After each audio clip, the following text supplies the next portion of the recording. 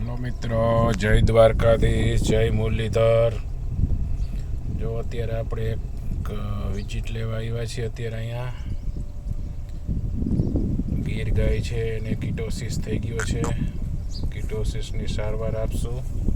બહુ સરસ બ્રીડ છે. આ સેકન્ડ લેક્ટેશન છે. દૂધ બહુ સારું કરે છે. 20 દિવસ વિયાણે થયા છે. અત્યારે આપણે એને કિટોસિસની સારવાર આપશું. આ એનું જો બચ્ચું છે, નેચરલ બ્રીડિંગથી આવેલી છે. ફિમેલ કાપ છે, બહુ સરસ છે. 20 દિવસની છે. જો મસ્તીની છે, બહુ સરસ છે.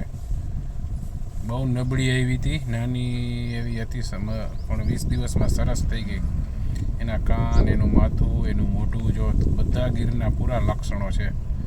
જે ખૂટ હતો એ બહુ સારો હતો, એટલે ઓલાદ સારી જ આવે એની.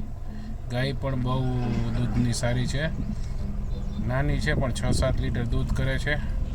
જેથી કરીને દૂધ વધારે થવાથી અને ખોરાક બરોબર ન લેવાથી આ કિટોસિસ ડેવલપ થયું છે.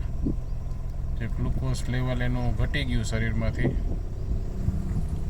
એટલે એને અત્યારે આપણે એની ટ્રીટમેન્ટ આપશું. પ્લસ ગ્લુકોનોજેનિક પ્રિકોર્સર એને સપ્લાય કરશું. ગોળ, સાકર એવું ખવડાવવાનું કહેશું. બહુ સરસ છે.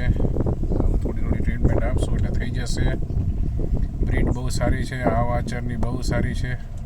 ગાય બહુ સારી છે. બધી રીતે ફિટ છે એકદમ. તમે જોઈ શકો છો. જો એનું આવું છે, બહુ સરસ છે. આચરની બહુ સરસ છે. લાઈક કરો, શેર કરો.